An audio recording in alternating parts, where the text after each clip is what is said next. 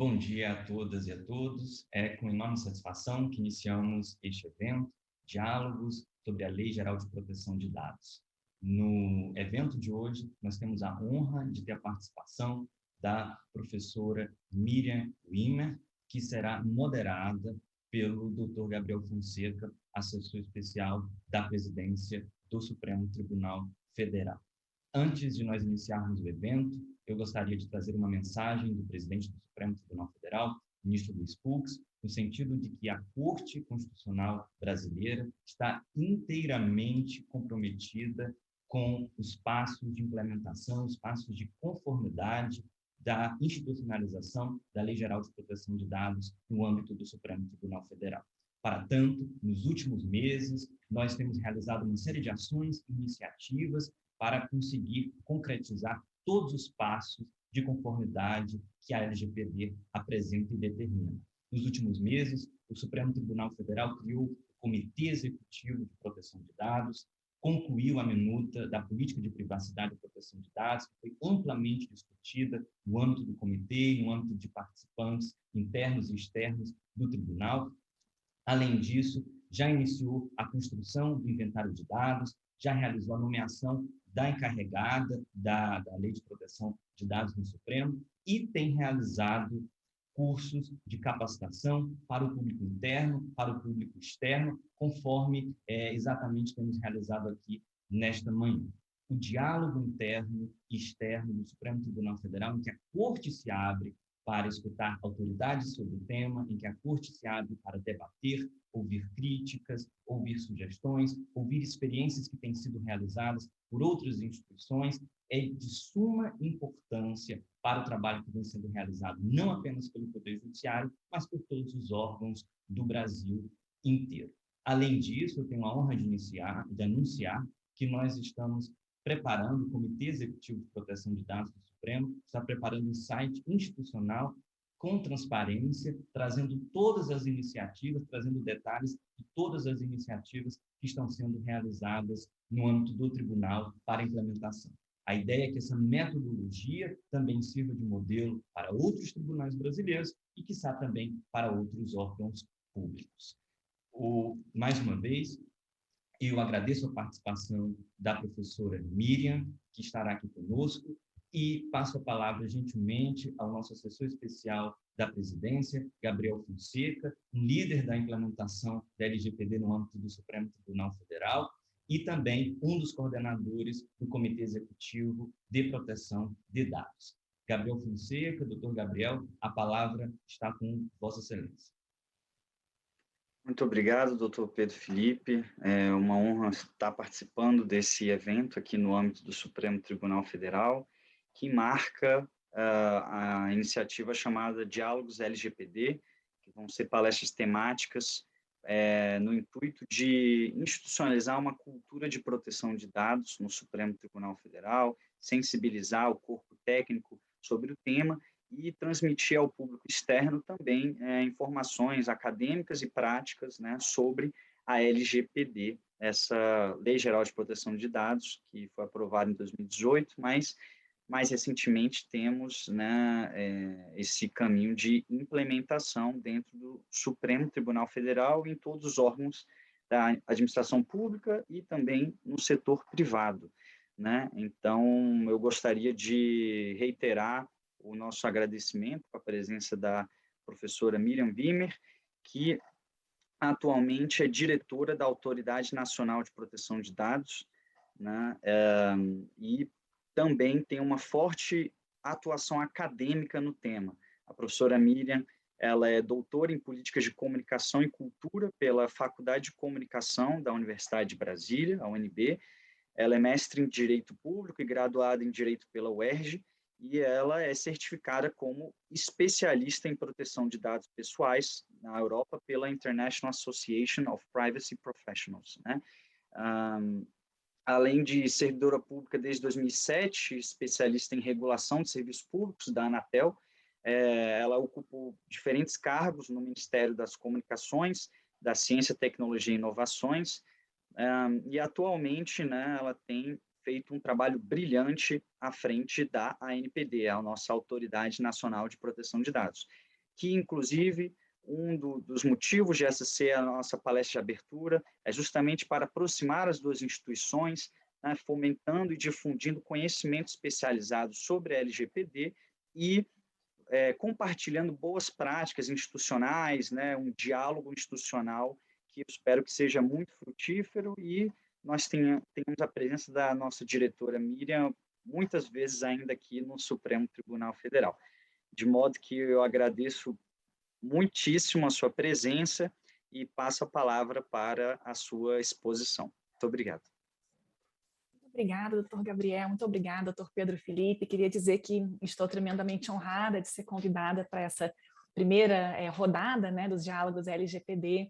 Queria dizer que, enfim, vejo com grande satisfação e grande admiração o trabalho que o STF tem feito com relação à sua própria conformidade à LGPD e trago uma saudação muito cordial, muito respeitosa por parte da ANPD, reforçando também o nosso desejo de uma aproximação cada vez mais intensa e de que esse seja o primeiro encontro de vários, né?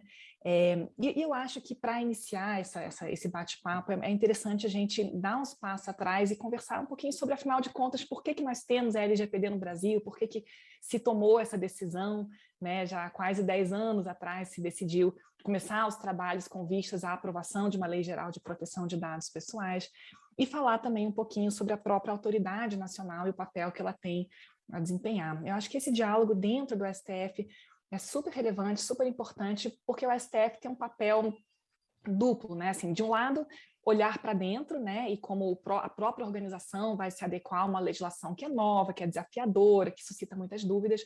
E, de outro lado, o papel central que o STF tem na interpretação da lei, né? E o STF tem sido um ator importantíssimo, realmente central na fixação de premissas e de balizas para que possamos compreender a existência de um direito fundamental à proteção de dados pessoais, né? Então, aqui uma nota de contexto, a ANPD foi criada tardiamente, né? A lei geral demorou para entrar em vigor, e nesse período em que havia uma grande incerteza, o STF assumiu um papel de grande protagonismo por meio de decisões colegiadas ou monocráticas, estabelecendo ali as premissas que nos orientam, né, o Brasil inteiro, todas as organizações públicas e privadas, quanto à interpretação do que seja um direito à proteção de dados pessoais, quanto ao que significa a autodeterminação informativa.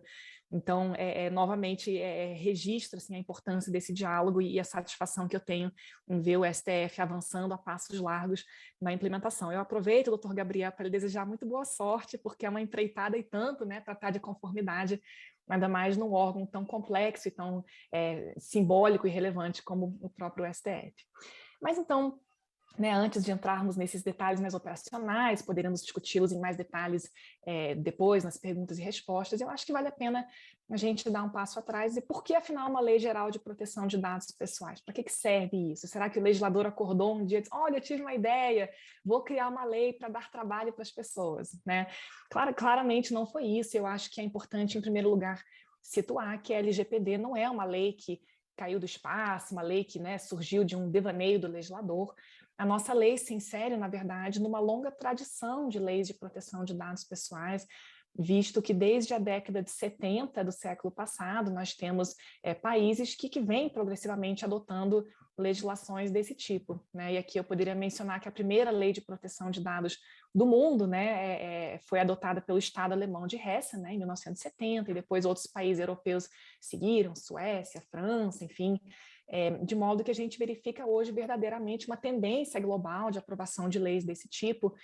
Tem um mapinha bem bonitinho no site da Autoridade Francesa de Proteção de Dados, o CNIL, que mostra, né, de maneira gráfica, né, os países que têm adotado legislações, e o número que nós temos hoje é de mais de 130 países no mundo que adotaram leis de proteção de dados pessoais, e dentre esses países, 90% mais ou menos acabaram promovendo a criação de uma autoridade administrativa responsável por zelar pela implementação da lei. Então, o desenho que nós temos hoje no Brasil é um desenho que resulta, né, dessas sucessivas gerações de leis de proteção de dados pessoais. Tem um autor muito conhecido chamado Victor Mayer-Schönberger, que tem um texto muito citado, né, ele fala das gerações de leis de proteção de dados pessoais, e ele descreve como a gente evoluiu, né, desde a primeira geração, que era uma geração que se voltava essencialmente a tentar domar a tecnologia, criar limites à constituição de grandes bases de dados, até o presente momento, que é um momento no qual a gente compreende que o papel das leis de proteção de dados não é de impedir que os dados possam fluir, isso seria até absurdo, seria, enfim, ilusório numa sociedade movida a dados, numa economia cada vez mais digital, mas as leis que têm o papel de promover um fluxo adequado desses dados, né? E eu acho que isso nos ajuda a entender um pouquinho o papel da LGPD. A LGPD não é uma lei para criar empecilhos, travas, proibições, mas é uma lei para organizar as regras do jogo, né? É uma lei que busca dialogar com esses dois aspectos do dado pessoal. De um lado, o dado pessoal como um insumo econômico, um ativo, né? Muitas vezes se fala do dado pessoal como petróleo, como água, né? O combustível da economia digital, e de outro lado, o dado pessoal como uma projeção da personalidade humana, um pedacinho da minha personalidade que flui aí pelo mundo na forma de bits e bytes, né? E justamente por representar um pedaço de quem eu sou, eu, como titular do dado, tenho que ter uma série de direitos, uma série de mecanismos que permitam que eu seja protagonista quanto à forma em que esses dados circulam numa sociedade cada vez mais digitalizada. Então, essa é a lógica da LGPD, né? E para implementar esse desiderato, né, a lei estabelece um arcabouço realmente bastante complexo, baseado em princípios, direitos, deveres, né? E também uma estrutura, um aparato institucional voltado a zelar pela adequada implementação da LGPD. Como é que era o cenário no Brasil pré-LGPD? Né? A LGPD foi aprovada em 2018, a discussão começou lá em 2010, no Ministério da Justiça, orientado aí pelo trabalho de dois brilhantes juristas, a professora Laura Scherter e o professor Danilo Doneda, que, enfim, continuam muito atuantes no tema. E ao longo desse período, enfim, de discussão até 2018, houve um gradual amadurecimento. Em 2018 a lei foi aprovada, demorou um tantinho para entrar em vigor, né? Como é que era o cenário pré-LGPD? Muitas vezes as pessoas pensam de maneira equivocada que antes da LGPD não havia proteções aos dados pessoais. Esse é um equívoco, realmente. O cenário pré-LGPD era um cenário em que existiam várias proteções, mas elas eram absolutamente fragmentadas, né? Então, é muito comum a metáfora da colcha de retalhos. Antes da Lei Geral de Proteção de Dados, que é uma lei dotada de transversalidade, que pega todos os setores da economia, setor público, setor privado, nós tínhamos uma colcha de retalho de normas gerais ou setoriais.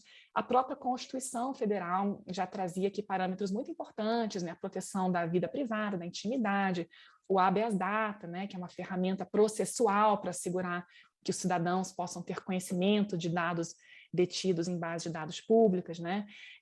E depois a gente foi vendo, né, uma série de normas que tratavam de diferentes pedaços do tema, né? Então, o Código de Defesa do Consumidor, por exemplo, de 1990, tem lá uma seção que fala dos bancos de dados, né?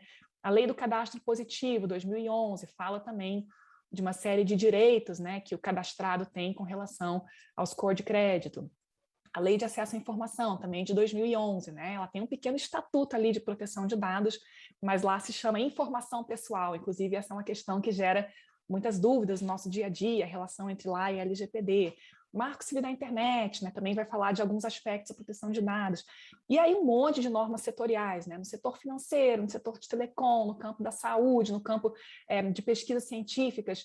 E era realmente um cenário muito assistemático, né? Não havia um fio condutor que unificasse essas normas, que trouxesse uma coerência, que nos viabilizasse uma interpretação mais sistemática, né, desse ambiente extremamente confuso. E da mesma forma havia, e ainda existem, né, havia uma pluralidade de órgãos administrativos que cuidavam de diferentes pedaços da proteção de dados pessoais. Então, qual que é a novidade que a LGPD traz em 2018? A LGPD busca trazer uma abordagem mais consistente. Então, é uma lei geral, é uma lei que se aplica de maneira simétrica ao setor privado e ao setor público, e ela traz aqui agora uma série de parâmetros, né, objetivos, parâmetros interpretativos que permitem que nós possamos interpretar e aplicar essas variadas normas de uma maneira mais consistentes.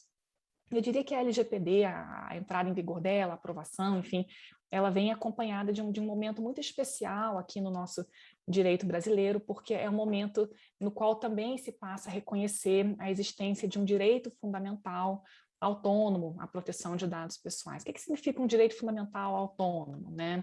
Como eu já mencionei, a Constituição ela já falava na proteção da vida privada, da intimidade, que são do sigilo das comunicações, por exemplo, né? Que são alguns aspectos, né, da forma como os dados são protegidos.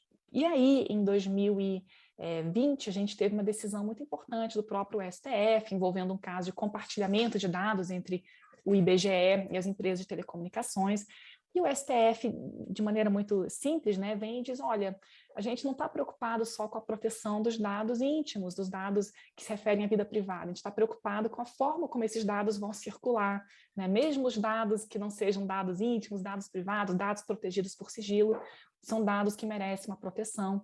E daí o STF vem e enuncia esse direito autônomo à proteção de dados pessoais, que vai além, né, da privacidade, da intimidade, é mais do que isso. Não se trata apenas de proteger o dado sigiloso, o dado secreto, né, o sigilo das comunicações, o sigilo de informações bancárias, mas sim de assegurar essa ideia de autodeterminação informativa, que de maneira muito simples poderia ser traduzido como a ideia de protagonismo do titular de dados. O dado se refere a mim, eu sou titular do dado, eu tenho que ter mecanismos, direitos, né, que me permitam controlar, me permitam exercer influência a como os dados circulam, me opor a certos tratamentos de dados que não sejam legítimos. E agora, bem recentemente, né, coisa de 2, 3 semanas, nós tivemos, eu diria assim, a consolidação desse reconhecimento por meio da aprovação de uma emenda constitucional, né? A PEC 17 foi aprovada agora, finalzinho de outubro, e ela consolida, então, ela explicita na Constituição a existência de um direito fundamental à proteção de dados pessoais, e assim a gente começa a ver realmente o assunto, né, fincando raízes no nosso ordenamento jurídico, um tema que, enfim, há 5, 10 anos era restrito a um grupo muito pequeno de especialistas, agora é um tema, né, que formalmente tem um status constitucional, temos parâmetros constitucionais para interpretar, né, o que pode, o que não pode quando se trata de dados pessoais, e a entrada em vigor da LGPD eu diria, um pedaço desse fenômeno, né, de consolidação de uma disciplina de proteção de dados pessoais no Brasil. Então vem a LGPD aprovada em 2018, entrou em vigor em 2020, e ela traz alguns elementos que eu diria que são elementos centrais quando a gente pensa nesse novo modelo de proteção, né? Então, ela é uma lei que ela introduz o que se chama comumente de um paradigma ex ante de proteção. O que é um paradigma ex ante de proteção? O paradigma ex ante de proteção, ele se afasta do modelo que nós tínhamos anteriormente, em que basicamente quem queria tratar dado pessoal, tratava, né? Os dados estavam aí, você pegava o dado, tratava. Se alguma coisa desse errado, o cidadão, o consumidor, o titular de dados, podia recorrer ao judiciário, recorrer a um PROCON, a uma agência reguladora, né? E o que a LGPD vem fazer é que ela inverte esse paradigma. Então, justamente porque é uma lei que busca assegurar a autodeterminação informativa, viabilizar a proteção do livre desenvolvimento da personalidade, né, o exercício de direitos fundamentais, é que a lei estabelece uma lógica segundo a qual você só pode tratar dado pessoal se houver uma base legal que autorize esse tratamento, né? Então, é ao contrário do que havia anteriormente, né, em muitos segmentos, é preciso que, para que se trate um dado pessoal, você vá lá na LGPD, olhe o artigo 7º, olhe o artigo 11 e verifique se a lei autoriza esse tratamento, se esse é um tratamento legítimo à luz da LGPD. Esse paradigma ex ante, ele também se baseia num conceito amplo de dado pessoal, né? O que é o dado pessoal? Do que a gente está falando, afinal de contas? O dado pessoal é qualquer informação que se refira a um indivíduo identificado ou identificável, né? Então, não precisa ter nome, sobrenome, CPF, RG, podem ser informações que se refiram ao indivíduo sem que ele seja nomeado ou identificado por um documento identificador. Se for um indivíduo identificável, são dados pessoais e, portanto, estão submetidos à proteção da lei. E, por fim, qual que é o âmbito de abrangência da LGPD? Ela vale para quase tudo, né? Então, existem poucas atividades que não são abrangidas pela LGPD, são atividades que se referem à segurança pública, defesa nacional, são previstas lá na lei, né? Os poucos campos em que a lei não se aplica. Ainda assim, né, o legislador afirma que, mesmo para essas atividades que não são regidas pela LGPD, os princípios da LGPD devem ser observados, né? Os direitos, a lógica que inspira esse regime de proteção, e nem poderia ser diferente, porque se estamos falando de um direito fundamental, afinal de contas, por mais que ele possa ser modulado, ponderado em casos concretos, ele vai sim ter um efeito sobre todas essas atividades, ainda que a lei não se aplique em todos os seus aspectos, né? Eu queria salientar também, pessoal, que para além dessa estrutura que eu desenhei, a LGPD ela traz aqui uma grande novidade, que são os princípios de proteção de dados, E eu acho que princípio é um assunto que é sempre interessante, delicado, né? Discutir como os princípios se aplicam, a força normativa deles, a diferença de princípio para regra, isso rende grandes discussões jurídicas, né? Mas os princípios da LGPD são princípios muito interessantes, em primeiro lugar, porque eles basicamente incorporam um conjunto de princípios que a gente vê sendo consolidados internacionalmente desde a década de 70, 80, né? Então, finalidade, adequação, necessidade, segurança, né? Accountability, não, são ideias que a gente começa a ver presentes no diálogo internacional sobre o tema já há algumas décadas. Em segundo lugar, porque são princípios marcadamente procedimentais, são princípios um pouquinho diferentes, né? Princípios que, de fato, de maneira muito concreta, estabelecem condições de contorno para o tratamento de dados pessoais. Eu poderia mencionar aqui um princípio, talvez um dos mais poderosos da LGPD, que é o princípio da finalidade, que estabelece, em linhas gerais, que um dado, quando ele é coletado para uma determinada finalidade, ele leva essa finalidade consigo ao longo de todo o seu ciclo de vida. E o que esse princípio faz, essencialmente, é vedar o tratamento posterior desses dados para finalidades incompatíveis com aquelas que justificaram originalmente a coleta, né? Então, aqui eu acho que é muito simples visualizar a força desse princípio ao limitar, por exemplo, o compartilhamento indiscriminado de dados, né? O uso de dados coletados para uma finalidade para outras finalidades distintas, né? Sem que haja uma avaliação de compatibilidade. E esse é um tema, inclusive, que já foi enfrentado pelo STF, né? Em casos concretos, envolvendo compartilhamento entre órgãos públicos, né?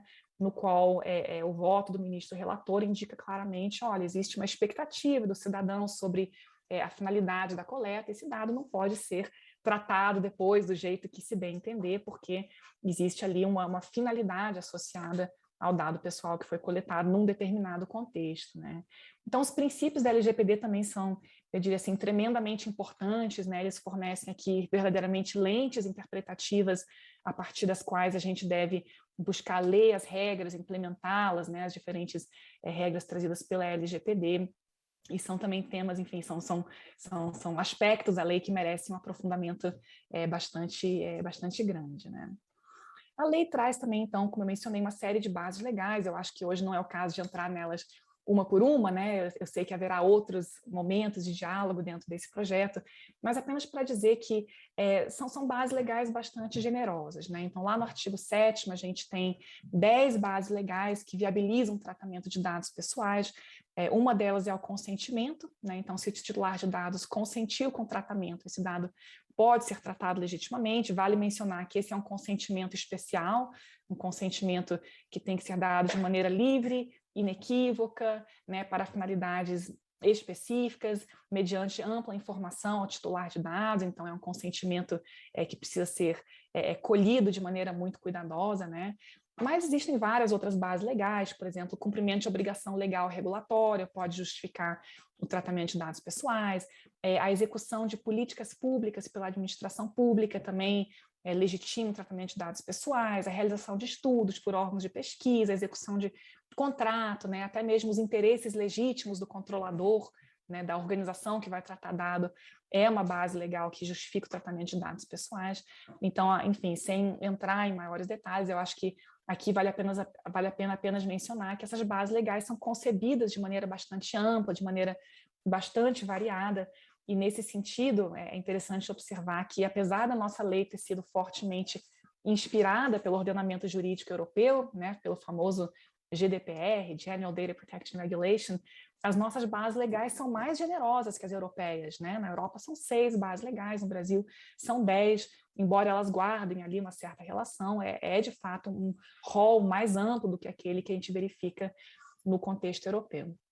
E aqui eu acho que, já me encaminhando para a parte mais conclusiva dessa fala, eu queria mencionar que um elemento central desse desenho que eu estou descrevendo aqui, né, um modelo ex-ante proteção, é de fato a existência de uma autoridade nacional de proteção de dados pessoais, tá? Então, esse é um desenho que só faz sentido com a existência de uma autoridade administrativa responsável por zelar pela implementação da lei e de trazer coerência para esse ambiente bastante complexo, né? Porque, de fato, como eu vinha mencionando, antes da lei ser aprovada, a gente já tinha outras normas que tratavam do tema, existem outros órgãos da administração pública, tanto em nível federal, estadual, municipal, que se ocupam de determinados aspectos da lei. E aqui eu gostaria apenas de trazer, enfim, a título de reflexão, imaginem vocês, né, se cada PROCON desse país, nós temos mais de 900 PROCONs no país, pudesse, de maneira independente, começar a interpretar o que é o legítimo interesse, o que tem que ter num relatório de impacto da proteção de dados, quais hipóteses o dado pode ser transferido para outros países. Certamente seria um cenário bastante confuso, né? Então, especialmente num país como o nosso, um país de dimensões continentais, um país em que há uma estrutura institucional bastante fragmentada e bastante complexa com relação ao enforcement, né? Reforça-se a necessidade de uma autoridade central responsável por zelar pela proteção dos direitos e também por trazer consistência e coerência na interpretação dessa lei, que é uma lei diferente, né? Uma lei que traz muitas novidades, uma lei que traz conceitos com os quais nós apenas agora estamos aprendendo a lidar. Então, quando a gente olha para a LGPD, a gente vê que, apesar de toda a controvérsia, né, enfim, de que se cercou a sua aprovação, a criação da autoridade nacional, a gente vê que a ANPD, né, a Autoridade Nacional de Proteção de Dados, é de fato um elemento imprescindível desse desenho, e basta olhar para a lei para perceber que as atribuições da ANPD são de fato bastante amplas, bastante complexas, realmente multifacetadas, né? Aqui eu acho que é interessante mencionar que a própria terminologia, assim, uma autoridade de proteção, é uma terminologia um pouquinho diferente daquela com a qual nós estamos habituados, né? E é muito comum que as pessoas digam Agência Nacional de Proteção de Dados, né? Não é uma agência, é uma autoridade. Qual que é a diferença, pessoal? Uma agência reguladora, da forma como elas foram concebidas e implementadas no Brasil na década de 90, normalmente é um órgão da administração indireta, dotada de garantias institucionais de independência, autonomia, né, orçamento próprio, né, órgãos colegiados, responsáveis, em geral, por regular um determinado mercado em que há uma falha de mercado, né? Há recursos escassos, há essential facilities, né? Há necessidade de promover um ambiente competitivo, que talvez não surgisse naturalmente, em função de monopólios naturais. Então, isso é mais ou menos o que impulsionou a criação das agências reguladoras no Brasil na década de 90. E quando a gente olha para a ANPD, a gente vê que o papel não é exatamente esse, né? O papel aqui é de uma autoridade de proteção de um direito fundamental. É claro que a nossa atuação traz impactos econômicos significativos, não há dúvidas, né, de que quando a ANPD fala como o dado pode circular, o que tem que ser feito para que o dado possa ser legitimamente tratado, para que ele possa ser compartilhado, é claro que isso gera um impacto tremendo sobre a economia, sobre os modelos de negócios, mas o nosso papel não é de regular o mercado de dados, mas sim de zelar pela proteção desses dados pessoais, que são projeções da personalidade humana. Então, para desempenhar essa competência, a lei atribui para a ANPD um conjunto de atribuições, né, atribuições de normatização, de fiscalização, de sancionamento, né, atribuições relacionadas a viabilizar as transferências internacionais de dados, que são, de fato, né, o sangue que corre nas veias da economia digital, mas, sobretudo, a lei atribui à ANPD um papel de funcionar como órgão central de interpretação da lei na esfera administrativa. É claro que o Poder Judiciário pode rever as decisões da ANPD, isso é indiscutível, mas o papel de ser um órgão, digamos assim, para funcionar como um eixo central de organização de um ecossistema bastante complexo, bastante complicado. E eu acho que justamente reconhecendo a complexidade desse nosso ambiente institucional é que o legislador, de maneira sábia, do meu ponto de vista, deu à ANPD esse papel de ser o órgão central de interpretação e, ao mesmo tempo, estabeleceu que a ANPD deve coordenar a sua atuação com aquela de outros órgãos que atuem, né, que sejam responsáveis por outros aspectos ligados ao fluxo de dados pessoais na nossa sociedade, na nossa economia, no nosso governo, né? Então, a ANPD tem ainda esse papel de ser um órgão de coordenação, um órgão que ativamente busca parcerias com outros órgãos públicos e também um órgão que deve buscar um engajamento construtivo com organizações que tratam dados pessoais, sejam elas públicas ou privadas. Por quê? Porque nós estamos falando essencialmente da promoção de uma cultura de proteção de dados pessoais. E eu estava ontem mesmo conversando um pouquinho, o que significa promover a mudança de cultura? Como é que a gente muda a cultura? O que significa isso, afinal de contas? Né? E aqui eu acho que algumas metáforas nos ajudam a pensar um pouquinho melhor sobre esse assunto. A metáfora que me ocorreu diz respeito a uma peculiaridade aqui de Brasília, né? Eu cresci no Rio, E eu fiquei pensando que no Rio de Janeiro a gente tem um trânsito que não é nem um pouco conhecido pela sua civilidade, né? Então, às vezes você está atravessando a faixa, o sinal está verde, pedestre, o ônibus passa, dá aquela freada, você ouve um xingamento. E eu me lembro que quando eu cheguei em Brasília, há 15 anos, uma coisa que me chamou muita atenção foi a história da faixa de pedestres, né? Então, para quem não é daqui, em Brasília a gente tem uma peculiaridade que é o seguinte: os carros param na faixa de pedestres, ainda que não haja sinal de trânsito, né? E na época eu lembro que eu cheguei, eu conversei com meus amigos, mas gente, o que aconteceu em Brasília? Que mágica é essa? Por que em Brasília os carros param, em outras cidades os carros não param, né? Será que os brasileiros são naturalmente, geneticamente mais iluminados, né? Será que eles aprendem isso na creche? O que aconteceu? E o que meus amigos brasileiros me disseram, não, Miriam, é que teve um momento, né, na década de 90, em que se decidiu, olha, em Brasília a gente vai respeitar a faixa de trânsito, né? E aí, a partir de um conjunto de medidas que envolvem tanto o sancionamento, mas sobretudo a educação, é que se começou a promover essa consciência de que, olha, o pedestre ele tem que ter o direito de transitar pela cidade sem medo de morrer atropelado, né? E aí iniciaram-se campanhas muito intensas, ensinou-se, né, os pedestres foram ensinados que eles têm que dar o famoso sinal de vida, né, sinalizar com os braços quando querem atravessar a faixa, e os carros também aprenderam que, olha, o pedestre pisou na faixa, tem que parar, né? E aí eu penso assim, foi uma coisa que aconteceu da noite para o dia? Certamente não foi, né? E meus amigos aqui de Brasília diziam, olha, Miriam, no início era um tanto de engavetamento que você não faz ideia, porque o carro da frente parava, de trás não parava, batia no outro e tal, volta e meia acontecia um acidente, mas o tempo foi passando, né? E a partir de um conjunto de medidas educativas, mas também sancionadoras, estabeleceu-se essa cultura, né? E hoje em dia o normal, né? O que se espera, a nossa expectativa é que o carro pare na faixa quando o pedestre coloca o pé, ainda que não haja um guarda de trânsito por perto, ainda que não haja um pardal para aplicar uma multa. E eu penso que com a LGPD a gente talvez tenha um fenômeno parecido, né? Porque eu diria que até 2018, quando a lei foi aprovada, havia um cenário de, enfim, quase um velho oeste, né? O dado estava aí, quem quisesse pegava o dado, eram feitos N cruzamentos de dados, inferências sobre a personalidade humana, o dado circulava, né, de maneira desimpedida, e a cultura era realmente que quanto mais dados, melhor, né? Quanto maiores nossas bases de dados, melhor para as empresas, melhor para as organizações públicas. E agora vem a LGPD e diz, não, gente, não pode ser assim. Por quê? Porque tratar dado pessoal enseja um risco para o titular de dados, né? Da mesma forma que avançar a faixa de pedestre seja um risco para o pedestre, tratar dado pessoal de maneira irresponsável, de maneira não refletida, seja um risco para o titular de dados, né, que pode ver diferentes aspectos da sua personalidade sendo usados, inclusive, contra ele, né, por meio da formação de perfis, por meio de práticas discriminatórias que são pouco visíveis, né, e seja um risco também para a organização, porque, né, nós temos visto agora cada vez mais esses grandes vazamentos de dados, esses incidentes de segurança que geram, claro, um problemão para o titular, mas também um problema reputacional para a organização que não cuidou direito desses dados, né.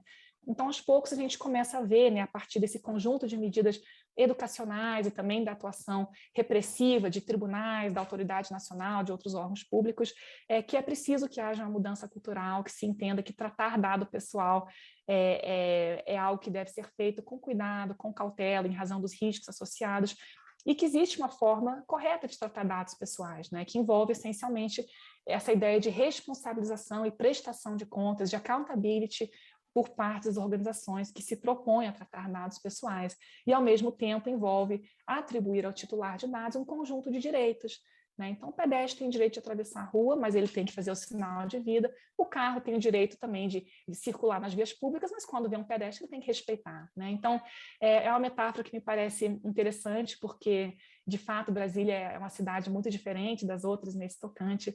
E eu acho que na nossa história recente nós já passamos por momentos de mudança cultural decorrentes de leis. Eu poderia falar, por exemplo, do próprio cinto de segurança, que era algo que nós não usávamos e que hoje todo mundo usa, entende a importância. Eu poderia falar do Código de Defesa do Consumidor, né, aprovado em 1990, que foi recebido assim com rejeição, choque, raiva, desespero, né? Anúncio do apocalipse, que hoje está aí e nós entendemos como uma grande conquista na nossa sociedade. Eu poderia comentar também a própria Lei de Acesso à Informação, que realmente operou uma transformação muito importante, muito significativa no setor público, né, passando-se a reconhecer que a regra é a transparência, o sigilo é a exceção, né, e que é preciso trabalhar diariamente a preservar essa cultura de transparência. E eu tenho assim a expectativa realmente e a esperança, e enfim, pretendo trabalhar para isso, para que a LGPD possa também representar um desses momentos paradigmáticos, uma virada de chave, né? E de novo, como em qualquer mudança de cultura, não é uma coisa que acontece e acabou, mas é uma coisa que exige, né, uma conscientização permanente, exige um trabalho permanente, exige realmente repensar a forma como a gente agia anteriormente, incluir novas práticas, novos hábitos, para que os dados pessoais possam, de fato, ser utilizados, para que eles possam para que eles possam ser tratados em benefício da nossa sociedade, mas sempre tendo por premissa o respeito aos direitos dos titulares. Então, eu acho, doutor Gabriel, que eu já falei um monte aqui, certamente você terá perguntas interessantes para a gente poder explorar em mais profundidade alguns aspectos, então eu queria encerrar nesse momento essa fala inicial, agradecendo mais uma vez o convite e devolvendo-lhe então a palavra para que você então agora possa me formular quaisquer perguntas que achar pertinentes. Muito obrigada. Muito obrigado, professora Miriam Wimmer. Foi uma palestra incrível, como eu já esperava, né? Inclusive, a gente não poderia ter escolhido alguém melhor para abrir esse ciclo de diálogo sobre a LGPD. E eu tenho agora a difícil tarefa de moderar algumas das perguntas que foram chegando para a gente aqui no Google Forms, né? E no Q&A. Então, eu separei em 2 blocos aqui. As primeiras perguntas que chegaram, né, dizem respeito um pouco à NPD, né? Tem um livro muito famoso, né, do ministro Aliomar Baleiro, que era Supremo, esse outro desconhecido, né, antigamente. Agora a NPD chegou com tudo, mas tem muita gente que ainda não conhece, né, o trabalho e exatamente como vem ocorrendo esse processo de regulamentação de uma série de pontos que a LGPD até mesmo deixou em aberto, podemos dizer assim, né, e que nossa autoridade administrativa vem atuando e desempenhando um papel muito importante. Então, uma das perguntas que surgiram aqui seria em relação a... eu, particularmente, eu sei que vocês publicizaram uma agenda regulatória, né, trazendo... Então, acho que isso seria importante falar um pouco das perguntas que vieram, muito do medo da sanção, né?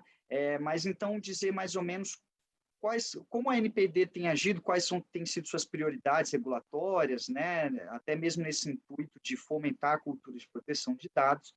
E, nesse mesmo eixo, outra pergunta que surgiu aqui no nosso Forms, diz respeito ao fato das competências da NPD, elas, como na sua palestra, professor, você bem disse, elas são não só ousadas, assim, né, e importantes, mas também amplas, porque no sentido de que acabam, em muitos momentos, por exemplo,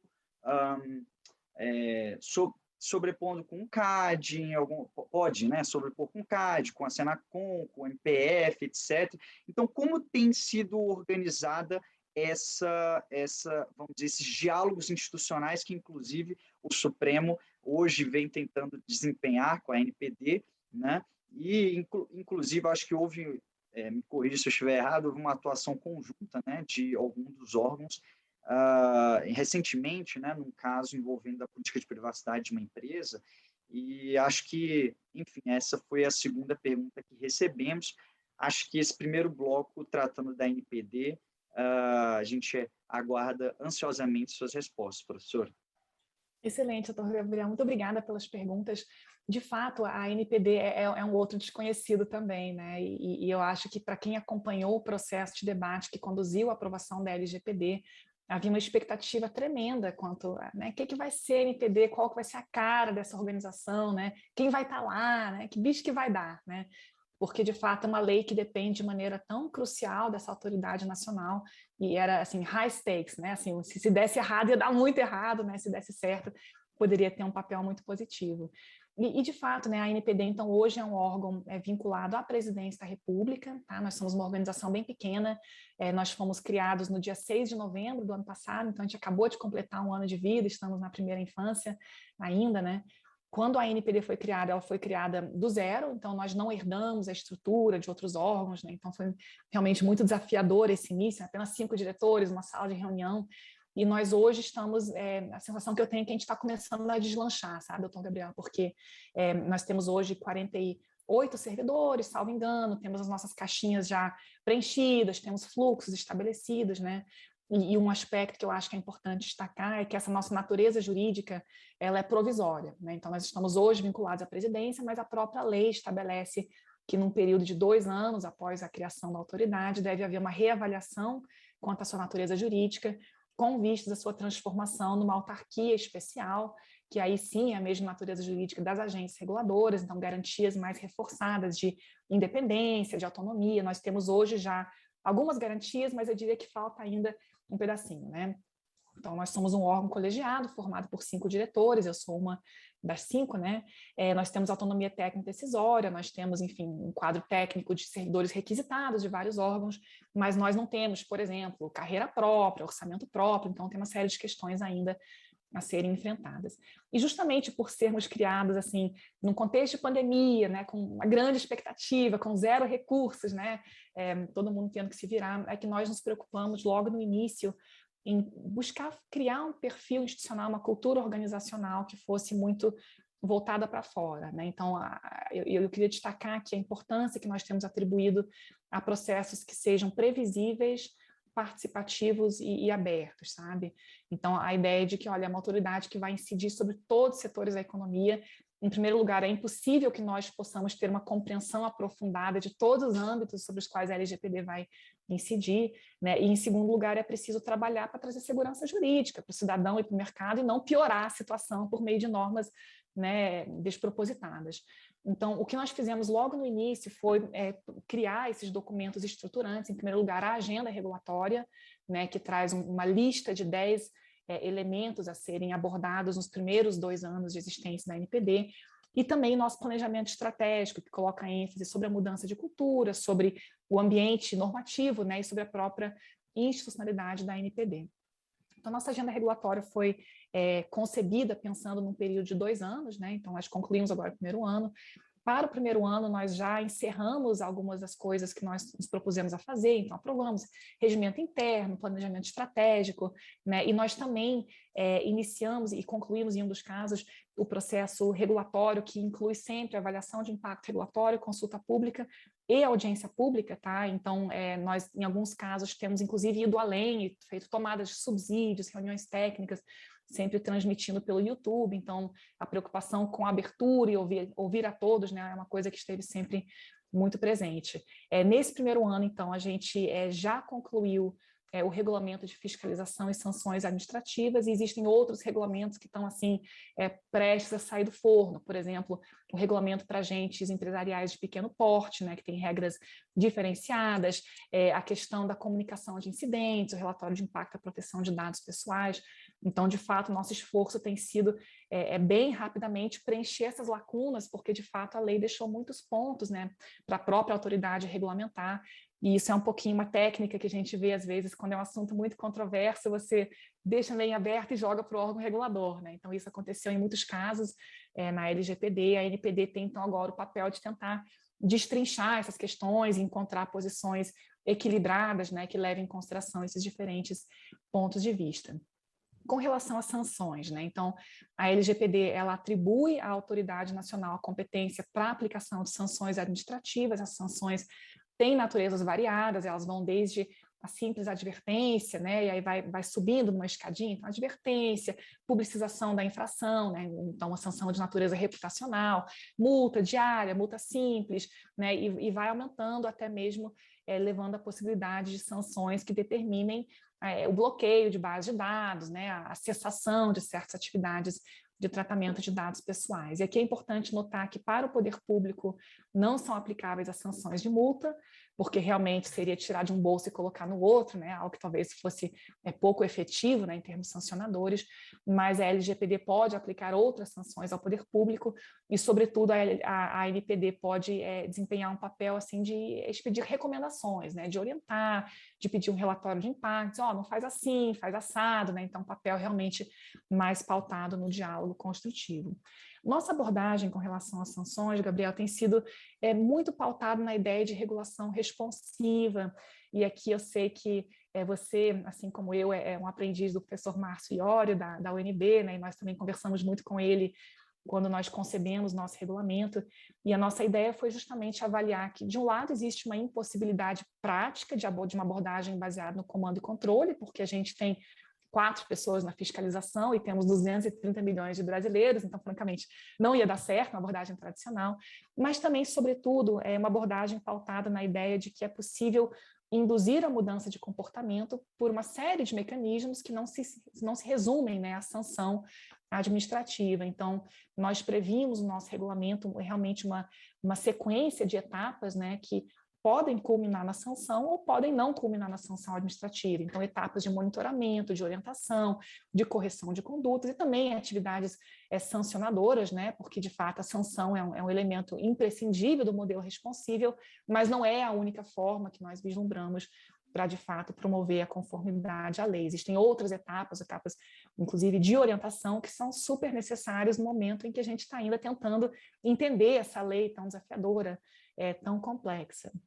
E queria tocar, então, por fim, na questão dos outros órgãos, né, que foi uma pergunta que você formulou aí, doutor Gabriel, e, de fato, eu acho que um dos nossos maiores desafios é esse, né? Não é porque a lei foi aprovada, a NPD foi criada, que, de repente, os outros órgãos vão dizer, então agora eu parei de mexer com esse assunto, né? Não tem mais nada a ver com isso. Pelo contrário, é natural que os outros órgãos continuem atuando dentro do escopo de suas próprias competências e que essa atuação, em muitos casos, acabe gerando efeitos relacionados ao tratamento de dados pessoais.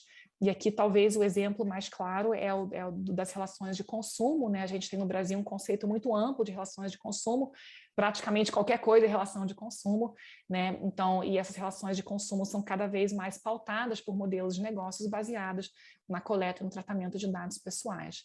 O que nós temos buscado fazer, né? Assim, de um lado, compreendendo que a NPD tem esse papel central de articulação, mas de outro lado, compreendendo também, respeitando o papel que outros órgãos têm a desempenhar, né, de acordo com suas próprias competências, nós temos buscado estabelecer relações permanentes de cooperação e de coordenação. E isso a gente tem feito por várias maneiras, tanto formalmente como informalmente. Então, do ponto de vista formal, nós temos já acordos de cooperação técnica assinados com a Secretaria de Estado do Consumidor, com o CAD, né, o nosso Conselho Administrativo de Defesa Econômica, nosso órgão antitrust, também com o NIC.br, que não é um órgão público, mas tem um papel ali sui generis, né, responsável por aspectos ligados à governança da internet e também à segurança da informação.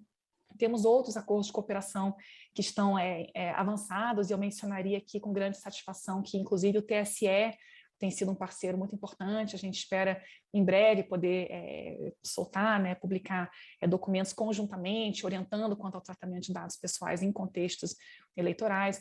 Temos também memorandos de entendimento com organizações de outros países, né? Então, eu acho que essa ideia de articular e organizar essas competências é crucial. É claro que não é um ACT que vai ser a solução para todos os problemas, mas pelo menos ela cria uma avenida para que nós possamos conversar, né, de maneira organizada, institucional, compartilhar informações, atuar conjuntamente, sempre pautados nessa ideia de respeito institucional, né? E eu acho que isso é particularmente importante quando a gente olha para órgãos que são também dotados de garantias legais ou mesmo constitucionais de independência, e aí você mencionou aí o Ministério Público, né, doutor Gabriel, eu acho que é um exemplo importantíssimo. Temos um diálogo estabelecido com o CNMP também, com relação à proteção de dados pessoais. Poderíamos falar o mesmo com relação ao Poder Judiciário, né, ao papel do CNJ, por exemplo, ao Congresso Nacional. Então, respeitando ali as esferas de cada um, a independência e separação entre poderes, ao mesmo tempo reconhecendo que a NPD tem uma expertise técnica e uma centralidade com relação ao assunto que habilita a autoridade a desempenhar um papel talvez central e orientador quanto à interpretação da lei geral, né, que é uma lei nacional, uma lei que agora deve ser observada uniformemente por União, Estados e municípios, inclusive por conta da própria PEC 17, que atribui uma competência privativa à União para legislar sobre o tema, sabe? Então, essa atuação coordenada, ela tem já surtido bons efeitos, e você mencionou, Gabriel, um caso muito conhecido envolvendo a empresa WhatsApp, né? Houve uma grande polêmica com relação à alteração da política de privacidade da empresa, e isso ensejou uma atuação conjunta entre CAD, Senacom, ANPD e Ministério Público, uma coisa, eu diria assim, quase que inédita, né? Eu tenho 15 anos de serviço público, não me lembro de ter visto uma atuação interinstitucional tão complexa, assim, com tantos órgãos e tão bem azeitada. Isso resultou numa recomendação conjunta, né? Inclusive, no fim das contas, sem que tivesse sido aplicada qualquer sanção pecuniária, a empresa acabou ajustando os seus termos de uso, política de privacidade, para responder e reagir à recomendação que foi formulada de maneira conjunta pelos 4 órgãos. Então, isso é um exemplo assim, que me enche de otimismo, né? Eu sei que no Brasil a gente tem um longo histórico de conflitos de competências, de brigas, disputas entre órgãos, né? A gente basta olhar para os últimos 10 anos para a gente ver inúmeros casos bem complicados, mas eu acredito realmente que é possível aprender a partir dos erros do passado e começar com o pé direito, nesse caso, a partir de uma lógica de diálogo, de cooperação, de respeito institucional e de trabalho conjunto. Então, é assim que a gente tem enxergado o nosso papel, né? Um papel, eu diria assim, alguém me disse uma vez, a ANPD tem que ser sociável, a ANPD tem que conversar com todo mundo. Eu acho que é esse papel diplomático, né, que nós temos tentado exercer e que nós esperamos também aprofundar com o próprio STF. Muito obrigado, professora Miriam. Excelentes respostas. Acho que esclareceu, a exposição conseguiu esclarecer bastante alguma atuação, como a ANPD tem se portado, quais são seus objetivos, seus parceiros, etc., né? E agora chegaram mais algumas perguntas, vamos fazer um segundo bloco, então, que eu vou dividir aqui em 3 partes, pelo que eu consegui. A primeira parte continua um pouco na ANPD, a doutora Mônica Vilarino mandou 2 perguntas um pouco mais relacionadas à ANPD. A primeira é se existe um canal para denúncias de abusos no tratamento de dados, um canal institucional da ANPD. A segunda pergunta da doutora Mônica Vilarino seria em relação a se existiriam campanhas educativas em relação a fomento da cultura de proteção de dados. Um segundo bloco eu poderia fazer aqui é o nosso doutor Rogério Galoro, que inclusive faz parte, né, do comitê, já foi secretário nacional de Justiça, na MJ, diretor da Polícia Federal, ele hoje em dia é assessor aqui também na presidência do Supremo, e ele mencionou uma coisa, professora Miriam, que aconteceu mesmo, que ao longo da política de privacidade e proteção de dados do Supremo, quando fomos formulando, né, algo que foi muito discutido era quem vai ser o controlador, quem é o operador aqui dentro, tal, etc. Então, acho que o doutor Rogério Galoro, muito bem, né, ele pede para, por favor, discorrer um pouco sobre a diferença entre ambos os papéis, entre controlador e operador. E a última pergunta que nós recebemos aqui é um pouco mais específica sobre o Poder Judiciário, que foi do doutor André Milhomem Araújo de Godoy. Ele pergunta algumas linhas gerais de como a senhora acha, né, e claro, isso ainda está em aberto, existe um grupo de trabalho no CNJ, inclusive, para pensar, né, esse tema, mas o que a senhora acha sobre a possibilidade de conciliar a publicidade dos dados processuais, né, com o direito à proteção dos dados pessoais, né? Então, seriam esses 3 blocos dentro dessa última, vamos dizer, abordagem, né, e última interação. Muito obrigado, professora. Excelente, doutor Gabriel. Eu queria dizer que em 5 minutos eu consigo apenas fazer um voo rasante nesses temas, que são todos complexos e muito interessantes, mas eu vou tentar trazer aqui alguns elementos para apoiar as reflexões, e desde já agradeço as perguntas da doutora Mônica, do doutor Rogério e também do doutor André. Com relação à pergunta da doutora Mônica, essa está mais fácil de responder. Sim, de fato, a gente tem canal para receber denúncias, reclamações, críticas, sugestões, elogios. Então, o nosso site é www.gov.br/ANPD. Entrando lá, é possível encontrar os vários canais, tá? Eu comento aqui com uma certa alegria, mas também uma pitada de desespero, que nesse último ano nós recebemos mais de 3.100 demandas por meio dos nossos canais. Isso inclui denúncias, pedidos de acesso à informação, críticas, muitas perguntas com relação à forma de aplicação da lei, né? Então, o que nós temos dito é, por favor, façam uso desses canais. Nem sempre será possível responder de maneira individualizada a cada pergunta que surgir, mas a gente tem utilizado isso como um termômetro para verificar onde estão os problemas, quais são as principais dúvidas, e a partir daí a gente consegue priorizar, por exemplo, a elaboração de materiais informativos, de guias orientativos e assim por diante. A segunda pergunta, doutora Mônica, que eu também agradeço, é que sim, nós temos também materiais informativos e campanhas, tá? Então, ao longo desse último ano, nós tivemos 6 diferentes iniciativas de publicação desse tipo de material. Nós temos um guia orientativo sobre controlador e operador, sobre o qual eu vou falar logo em seguida. Temos também um guia de segurança da informação para gente de pequeno porte. Estamos trabalhando em outros, né, que vão sair ao longo dos próximos meses. Fizemos campanhas educativas junto com a Senacom, junto com o CERT-BR, além de outras, né, a gente tem canais em redes sociais, então LinkedIn, Instagram, Twitter, eu acho que também, e nós temos utilizado todas essas ferramentas para tentar divulgar de maneira bastante simples quais são os direitos de titular, né, como a gente tem interpretado certos aspectos da LGPD. Temos um canal no YouTube também, no qual a gente transmite as audiências públicas, então todos esses materiais estão à disposição, e eu super recomendo que quem puder, que dê uma olhada, que pesquise e que participe, né, desses procedimentos de debate público. A pergunta do Dr. Rogério, então, também muito oportuna, né? É uma pergunta que deu uma grande confusão, inclusive no âmbito do Poder Judiciário, a gente teve várias interpretações diferentes, né?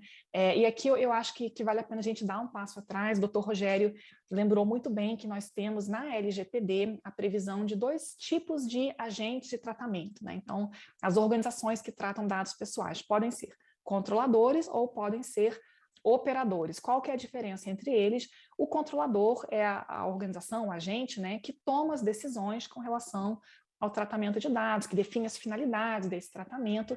O operador é a organização, eventualmente o indivíduo, né, que realiza o tratamento em nome do controlador.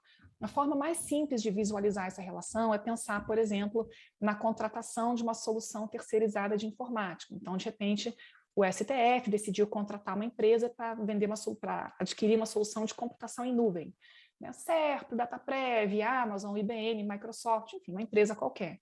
Né? O STF definiu a contratação, o STF define o que vai ser feito com esses dados, a empresa contratada simplesmente obedece ordem, ela vai guardar esses dados, ela vai armazená-los com certos critérios de segurança, ela é operadora, o STF atua como se fosse controlador nesse caso. Tá? Por que isso deu uma grande confusão? Porque a nossa legislação, embora inspirada pelo GDPR, que também tem essas figuras para fins de delimitação de responsabilidades, a nossa legislação usa uma linguagem um pouquinho diferente, né? Então, quando ela fala no controlador, quando ela define o controlador, ela diz controlador é pessoa natural ou jurídica.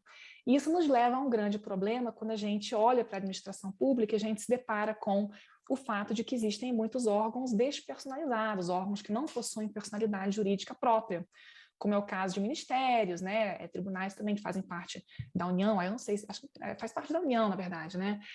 Então, no caso dos ministérios, por exemplo, a dúvida que surgia é, bom, o controlador tem que ser pessoa física ou jurídica, pessoa natural ou jurídica.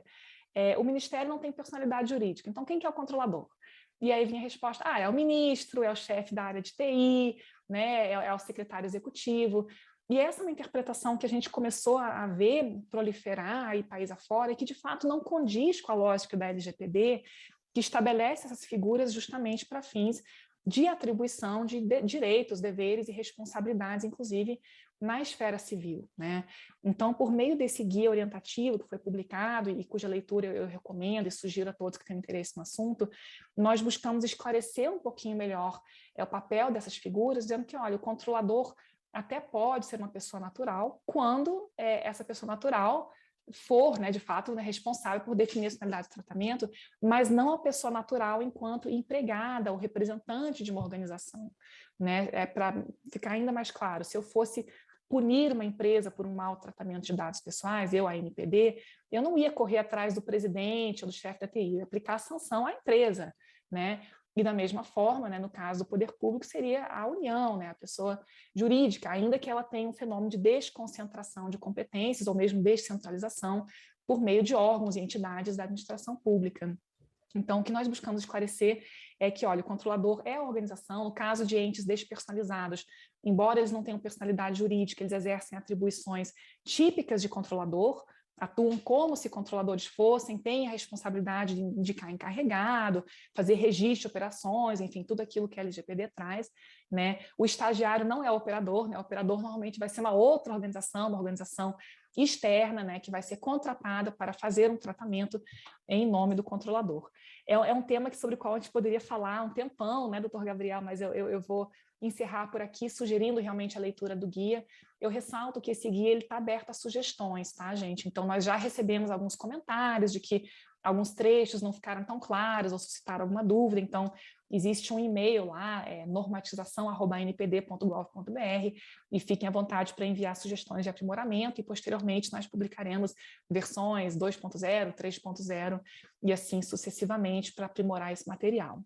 Por fim, a última pergunta, é uma pergunta também que mereceria aqui, acho que meia hora de discussão, do Dr. André Milhomem, sobre a questão do poder judiciário e esse eterno dilema entre publicidade e proteção de dados pessoais. Esse é um dilema não apenas do poder judiciário, é um dilema também que diz respeito a muitos órgãos públicos, porque, como eu mencionava anteriormente, né, nós no poder público aprendemos, né, a partir de 2011 que nós devemos atuar pautados pela ideia de que a publicidade é a regra, o sigilo é a exceção. No caso, os processos judiciais, existem também normas que determinam a publicidade, salvo em casos excepcionais.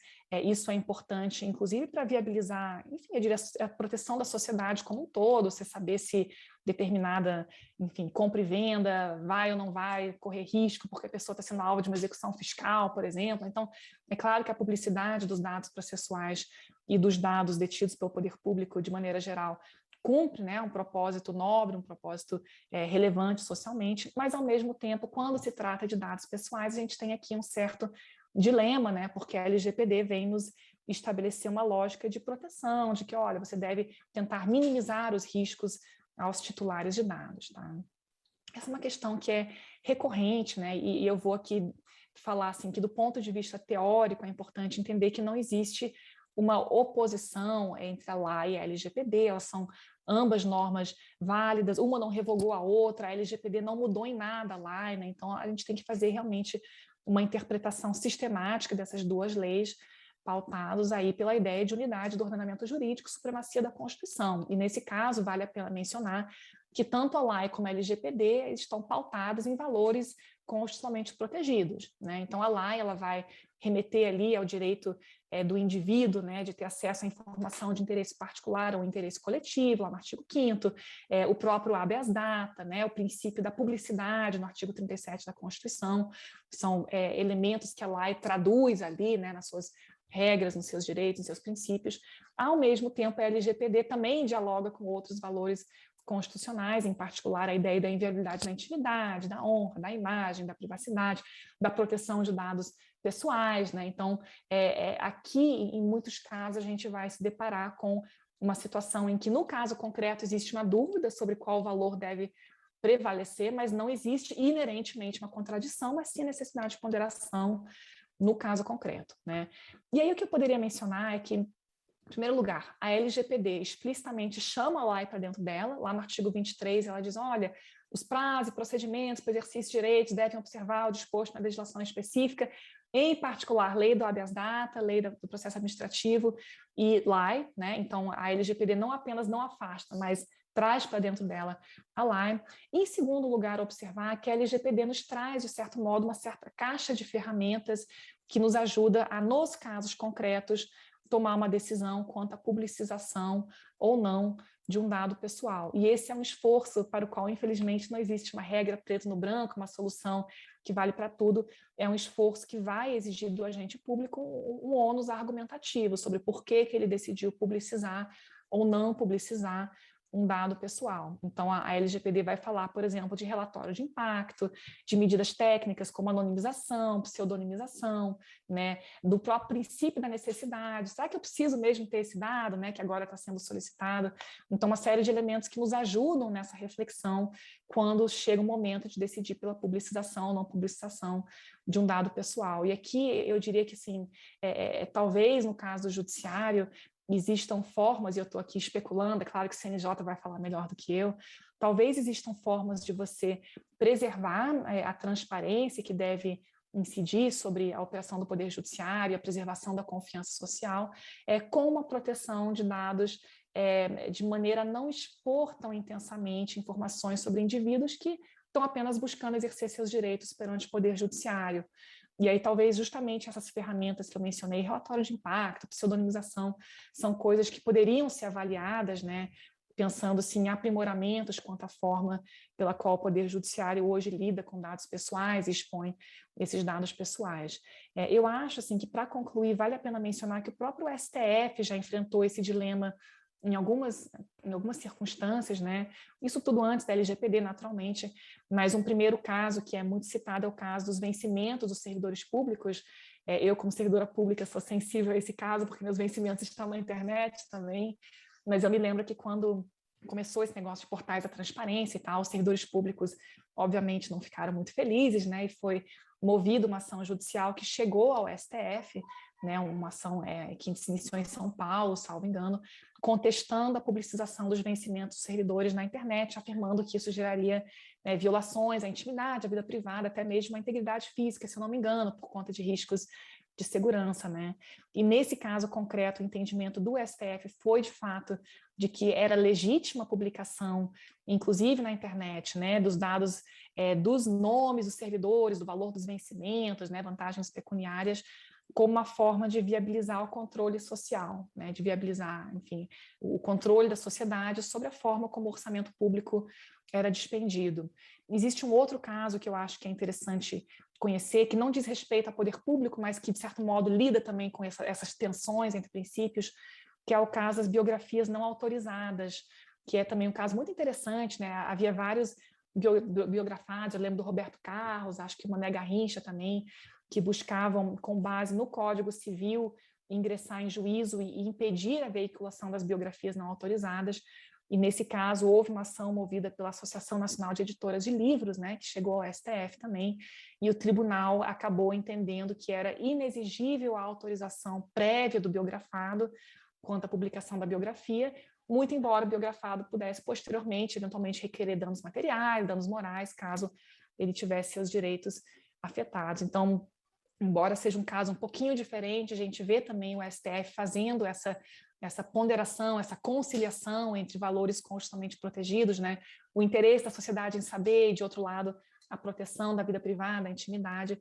E, nesse caso, também o STF, foi um relatório da ministra Carmen Lúcia, salvo engano, entendeu que deveria prevalecer o direito da sociedade conhecer aquelas informações que, afinal, eram de interesse público. Então, eu acho que tem uma situação, assim, difícil, né? E eu estou aqui falando de maneira muito teórica, eu acho que é no caso concreto que o bicho pega, né? Que você vai ver como é que eu posso conciliar e tal.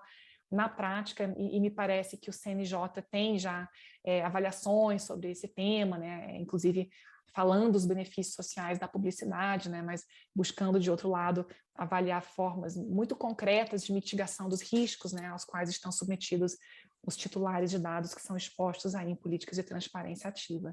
Então, assim, um tema muito complexo, tentei resumir, né? Espero que as reflexões possam ajudar a apoiar aí os debates sobre o tema.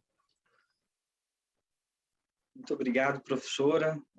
Foi um resumo aqui de uma verdadeira aula e fazendo um disclaimer aqui, né, eu sou um grande fã também, além de diretora da Autoridade Nacional de Proteção de Dados, a professora Miriam também tem uma farta produção acadêmica sobre o tema, e eu deixo aqui, em forma de tietagem, né, duas recomendações, inclusive, um artigo da professora Miriam sobre proteção de dados na administração pública, no Tratado de Proteção de Dados, foi lançado agora em 2020, e outra publicação que eu gosto muito, que é sobre o uso secundário dos dados pessoais, né, na administração pública, na Revista Brasileira de Políticas Públicas, que também de autoria da professora Miriam, que eu recomendo enfaticamente e fortemente. Então, em nome do Supremo Tribunal Federal, professora, diretora Miriam, queríamos agradecer fortemente, né, a sua disponibilidade, a sua didática, né, em elucidar temas tão candentes, tão complexos, né, que atualmente nós não temos respostas prontas para muitos deles, né, mas que é muito importante fazer boas perguntas e fazer ponderações, como a senhora muito bem fez no dia de hoje, né. Eu gostaria também de informar a todas e a todos que, posteriormente, né, vamos disponibilizar essa excelente palestra, foi algo muito pedido, viu, professora Miriam, no nosso canal do YouTube do Supremo Tribunal Federal, né, vai ficar gravada por lá, e, além disso, eu queria agradecer aqui a equipe do cerimonial, em nome da doutora Flávia Siqueira, né, que se disponibilizou e ajudou muito para que esse evento ocorra. A série Diálogos LGPD, para todas e para todos que, né, queiram continuar acompanhando, nós vamos ter novos encontros neste mês, dia 19, né, com o professor Danilo Doneda. Em seguida, nós vamos ter também com o professor Bruno Bione, vai ser tudo amplamente divulgado, e o Supremo continua à disposição não só da NPD, professora, mas de toda a sociedade civil, toda a academia, né? Nós temos uma meta do ministro Luiz Fux, né, o nosso presidente, de ser uma corte constitucional digital, né, não só aberta na jurisdição constitucional a temas relacionados a novas tecnologias, a proteção de dados, a defesa de direitos fundamentais, né, no ambiente digital, como também na nossa atividade meio, né, eu não gosto muito dessa palavra, mas na nossa função administrativa, né, também de nos adequarmos, garantindo a autodeterminação informativa, proteção de dados, né, dentre outros direitos. Então, eu passo a palavra à professora Miriam para deixar a sua mensagem final e depois eu encerro aqui o nosso encontro. Obrigada, doutor Gabriel. Foi realmente um prazer enorme participar desse evento, uma honra ter sido a primeira, né, a abrir essa sessão, e eu queria mais uma vez dizer que estamos inteiramente à disposição do STF, por seu intermédio, ou por intermédio dos seus colegas aí no tribunal, dizer que ficamos muito felizes com a iniciativa também, e eu queria concluir, então, convidando a todos a visitarem nosso site, www.gov.br/ANPD, porque nós temos nos esforçado, de fato, para torná-lo amigável, né, torná-lo um repositório de informações que sejam relevantes. Então, fica aí a sugestão também para quem estiver procurando uma leitura leve no fim de semana, que baixe nossos guias orientativos, que dê uma olhada e nos mande perguntas, sugestões, enfim, teremos muito prazer em recebê-los. Muito obrigada, doutor Gabriel. Queria também desejar a todos uma boa manhã, né, um bom fim de manhã, e agradecer também ao cerimonial e a toda a equipe do STF por ter viabilizado essa conversa tão interessante. Muito obrigada. Muito obrigado, professora Miriam, diretora da Autoridade Nacional de Proteção de Dados. E, com isso, nós concluímos esse primeiro encontro do Diálogos LGPD. Eu saio daqui particularmente muito feliz com o resultado e espero que todas e todos continuem, né, acompanhando essa série que busca fomentar a cultura de proteção de dados no Supremo e difundir conhecimento especializado sobre a Lei Geral de Proteção de Dados Pessoais. Então, muito obrigado, encerramos por aqui e um bom almoço a todos e a todas.